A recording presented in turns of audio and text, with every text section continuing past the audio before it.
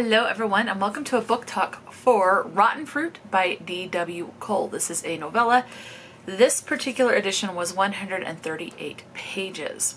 When I read this book, there was no audiobook available, and this was published in 2023, and it is a thriller.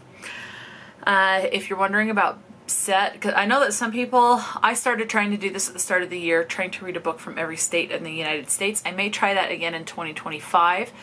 We'll see. But in case you're interested and are working on that, this does take place in Richmond, Virginia. So what is this book about? We're following Nikki, aka Rue. And it's, honestly, I gotta say, it's a little confusing. Like, this is one, I was intrigued enough to keep going, but this is definitely one of those books, at least for someone like me, I will get more from this book upon a reread, and then even more upon another reread, and I think my enjoyment level will go up with each reread. Basically, it seems like we are following someone who does have some sort of a mental health issue.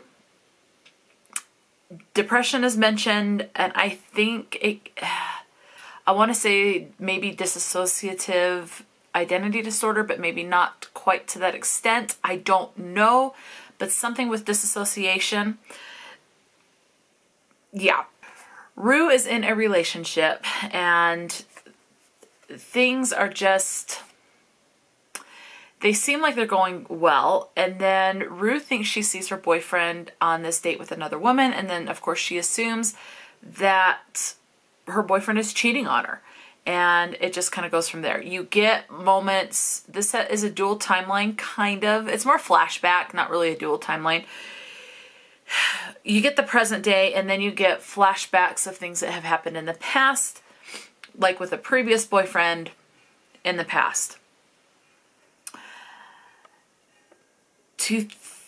I'm trying to, there's not much I can say. With it being 138 pages, I really don't want to spoil anything.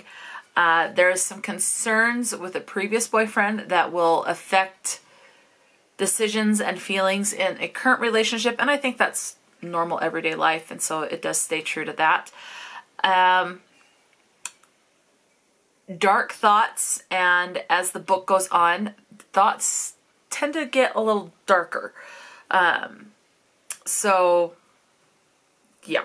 Let me tell you about the content and trigger warnings, and that'll give you more of an idea of what this book is about. We have drug addiction, you have an overdose, you have dissociative and adjustment disorder is what is mentioned. You have child abuse, physical and emotional. You have religious trauma, you have occult talked about, and you have suicide depicted on page. So please, please be aware of that. I believe this is the debut for this author, and I'm really looking forward to seeing what else D.W. Cole puts out. As far as your representation, you have mixed race talked about. You have a bit of racism, okay? And someone mentioned that is black. The racism is reference to someone about how there shouldn't be mixed race couples, like a black husband and a white wife, I believe is what it was in this couple. There was a comment from a black woman about that shouldn't happen. I do consider that racism. The whole thing, love is love. You love who you love, regardless of anything, disability, gender, race, religion, you know.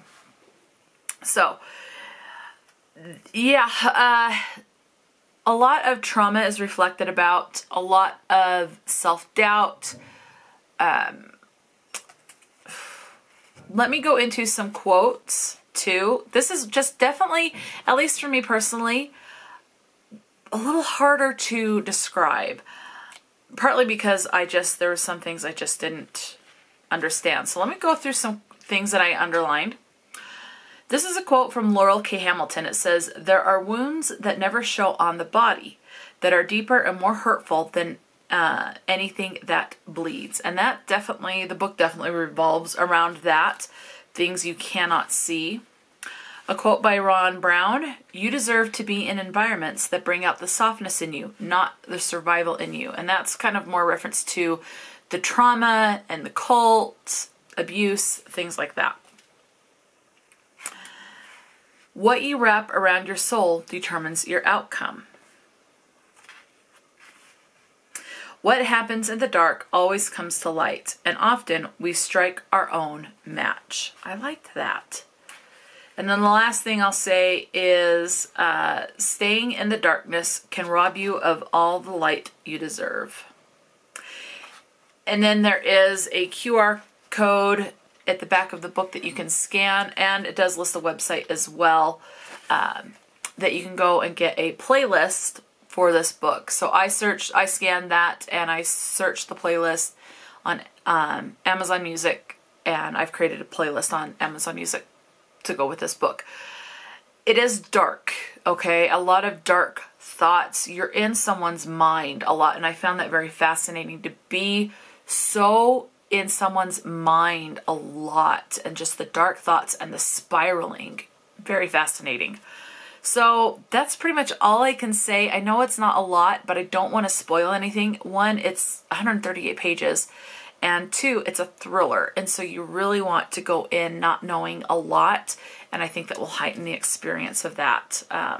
And again, in my personal opinion, I think I will enjoy this more upon a reread, and that because I will learn more stuff and not so much will go over my head. Part of it could be just make sure you're in a good place mentally and physically when you read this book. I think I was struggling a little bit, and so that kind of brought it down just a little bit for me, because if I'm struggling mentally, I struggle to understand certain things in books. So I would just make sure you're in a good place mentally. One, for the content warnings, and two, just to fully understand and enjoy this book for what it is. So, and it is mentally, it is a dark book.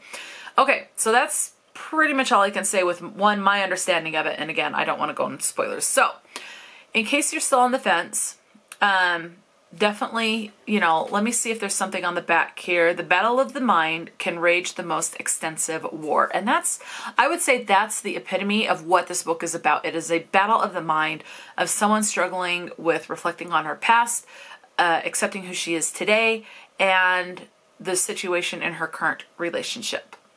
Okay, that's pretty much what it is. Okay, now, this edition, again, 138 pages. Let's get into the words that were used, so you know if you're still on the fence, if this is one that you should pick up or actually avoid. We have the word hell, 25. Whore, 2 times. Shit, 42. Dick, 7. Bitch, 20. Arousal, 2. And yes, there are some sexually explicit moments in this, but it's definitely not near erotic type stuff, okay? But it is a little bit explicit. Ass, 12. Damn, 16. Buck, once. Grind, twice. Breast, twice. Nipple, twice. Release, twice. Ride, twice. Badass, once. Laid, once. Piss, 3. Bullshit, twice. Ass crack, once. Shit eating, once. Save a hoe, once. Hard, twice. Cream, once. Nuts, twice. Come, C-O-M-E, once. Porn, once. OnlyFans, once. Pornhub, once. Folds, once. Bud, once. Shaft, once. Clit, once. Wet, once. Tip, 3 times. Blowjob, once. Pre-cum, once. Head, once. The word God, 4 times, used in religious context. Clusterfuck, once. Motherfucker, once. Orgasm, once. The name Jesus, 7, used in religious context. Fuck, 94 times. Boob, once. Vag, once. Asshole, twice. Bastard, once. And then we have the word God twice, not in religious context. And then thick ass, once. So please, please just make sure with the heavier content and being in someone's mind that is struggling with disassociative issues and depression and darker thoughts, just go in with caution, okay? I do think a lot of people will enjoy this book. I think a lot of people will also struggle with this book. It's definitely one that can be polarizing, which a lot of books are, the majority of books are. Yeah, so let me know if you have read this book. It is told in first person, so you are getting these thoughts firsthand from someone, like she is sitting there telling you exactly how she thinks and feels. And that just kind of adds to the darkness of it. So yes, let me know if you've read this, if this is something that you're intrigued to pick up. I'm sorry I can't give you more information. I really don't want to spoil anything. So all I can say is just head in with caution, be aware of the content and trigger warnings, and make sure you are in a good place emotionally and mentally, and even physically, because your physical being how you're struggling physically, I mean, doesn't mean you have to be perfectly healthy or anything. But if you're in a lot of pain, it can affect you emotionally and physically, in my experience. So I just pick the right time for you if you're going to pick this up. That's my best advice for this. So let me know if you've read this, and if you have, did you like it? Did you not? Or was it just kind of meh? Let me know. Talk to me in the comment section below, and until next time, stay true to yourself and enjoy a good book, and I will talk to you later.